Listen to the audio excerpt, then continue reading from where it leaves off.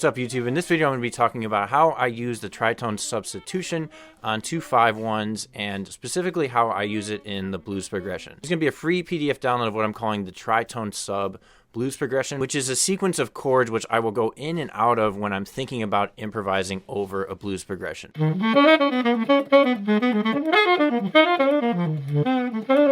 As an improviser, this is something that I'm using all the time, and this is typically when you hear somebody play something that's out or something that's like gets a woo reaction from the audience. A lot of times, simply all they're doing is playing the tritone substitution of the dominant chord that they're playing over. I have another video here that I've created that I talk about specifically the tritone substitution and how it relates to altered chords and some other ideas that you can have to play over it. So check that out if you're new to tritone substitutions and it's something that you want to understand a little bit more thoroughly. In this video, I'm going to be demonstrating 5 different ways that I use this tritone substitution. Hopefully by the end of this video, you can start using this substitution and applying it to your own playing over a variety of different musical situations.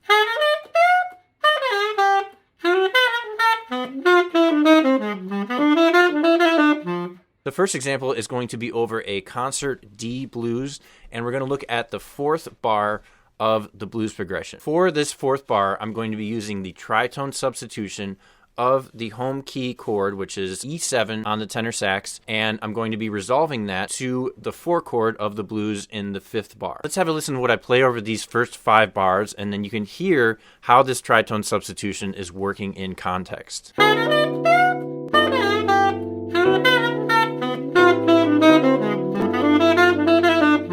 So let's just quickly zoom in on that 4th bar and unpack what's going on here. If you look at the chords there, we have a 2/5 going to the 4 chord, and for that 2/5, I'm basically substituting for the entire measure the tritone substitution of the 5 chord. So we have B minor 7, E7. I'm taking that E7, and for the entire bar, I'm just playing B flat 7 to lead me to the A7. It's starting on the 6th of B flat 7 and closing the 5th, and then going down the dominant 7th chord of that tritone sub, resolving to the root of the 4 chord. Looking at this without this knowledge beforehand, you might think that some of these notes completely don't make any sense with how they relate to minor 2 going to 5 going to 1. Now with the knowledge of shifting the tonality that we're thinking of, this line makes 100% sense.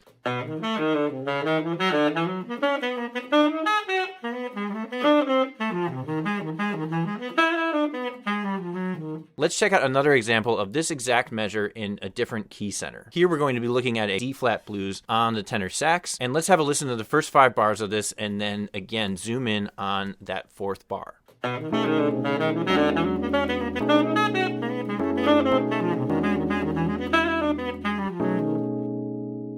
So a lot of bebop and harmonic information in there, most of it which is sticking to the chord changes up until we get to that 4th measure of the chord progression where some of those notes don't really fit in with the 2/5 that is there. Again, if we look at the 2/5 in the tenor key, we have A flat minor 7, D flat 7 going to a G flat 7. For that 2/5, I'm thinking of the A flat minor and the D flat 7 as simply just G7. Looking at this line, I'm playing 3, sharp 4, 6 going to 5, and then 3, 1 down to the 5th, all of the key of G. Listening to this in context of a 2/5, you get the exact same outside sound that you got from the previous 2/5 that we looked at. This time we're just in a different key center. The key here is teaching yourself how to think of what that tritone substitution is when you see a dominant chord. The recurring theme here is that I'm not really focusing too much on the 2 chord, I'm just looking at that 5 chord and using the tritone sub of the 5.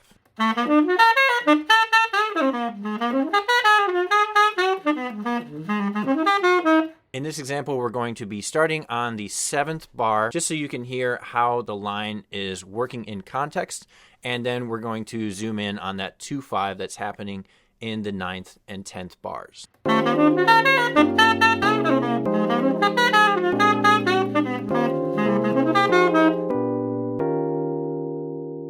So if we look at that C7 and then we think of what the tritone substitution of C7 is, and we see what those notes are there, you can kind of clearly see that these are very strong chord tones in relationship to the key of F sharp 7. This is why in improvisation and in bebop specifically, it's really, really important to practice things in all 12 keys, because even in an easier key center, you're going to have to know how to negotiate a more difficult key center in order to make those substitutions sound really great. Speaking of all 12 keys, I recently recorded myself playing 3 choruses over a blues progression in all 12 different key centers. I compiled all this information, and the amazing Wesley Shin transcribed all of these solos and wrote them out for you to learn and practice if you want to get better at playing in different key centers. I'm using the tritone sub throughout all of these choruses, but not exclusively for every 2/5, just in some situations. And these are the first 5 examples that happen in the PDF, but there are many, many more. I guarantee if you learn all of these transcriptions and get them under your fingers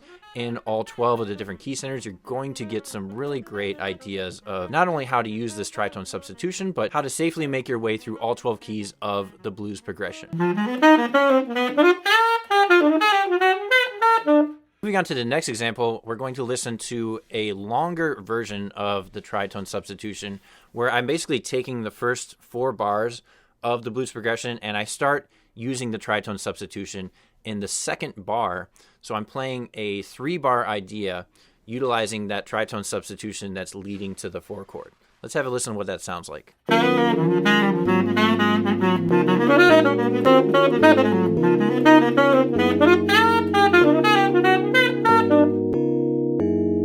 I'm starting the arpeggio by going off of the 3rd of the E flat 7 chord and going up to the 9th, and then enclosing what should be the 7th of that E flat 7 chord in the downbeat of the 2nd measure. But there, I'm already starting to think of it as the tritone sub of the chord it's going to. Now, in this situation, over the 2nd measure, you have an A flat 7, and I'm actually playing A dominant 7 there. This chord definitely does not line up with the chord that's being played over, but the resolution point still makes sense, and the line is still going to work because you're clearly defining that sound and it's logical where it's going to. This act of superimposing a chord over the top of another chord creates tension in your lines and your improvisations, and is a lot of times what we love to hear in great improvisations and from great soloists.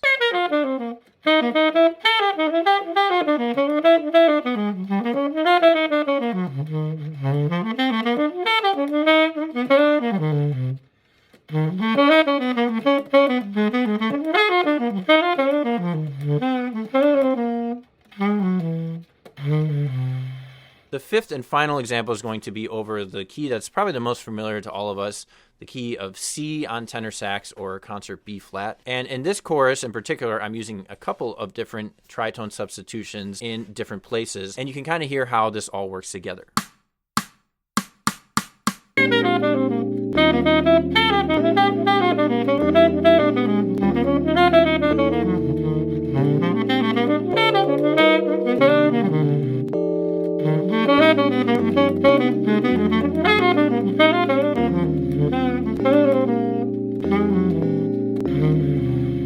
So there I'm using the tritone sub in 3 distinct places. I am thinking of, again, that 4th measure as the tritone sub going to the 5th measure. I'm just playing F sharp 7 over the top of that chord. Looking at the line in the context of the tritone substitution, I'm thinking flat 7 1, flat 7 1, flat 7 5 3 2. From there, the 3 and the 2 of the tritone substitution go to the 3rd of the 4 chord in the 5th measure.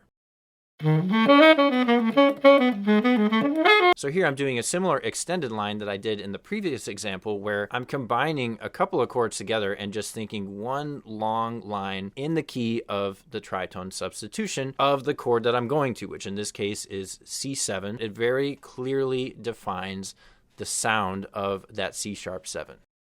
I slip in a quick tritone sub at the end. There again, for G minor 7 going to C7, I'm just thinking F sharp dominant, and I'm playing 3 2 1 of the F sharp dominant. There's a variety of different contexts that you can use the tritone substitution in, but the key to really understanding and utilizing that information is learning great lines in context. What you'll find in all 36 choruses of this blues transcription compilation are just great examples of the tritone substitution used in context. You can find this on my website. There's a link in the description below. I sincerely hope that you got something from this lesson today. And if you really want to get this material down and under your fingers, there's no better way to do it than to learn it in a variety of different contexts and different key centers. Over time, this sound and these lines will naturally become a part of your playing if you just make a habit out of repeating and playing through these ideas in your practice sessions. Thanks so much for checking this video out. If you thought it was interesting, please click like and subscribe. Drop a comment in the comment section if you have anything that you think might contribute to what was talked about in this video. I look forward to seeing you in the next one.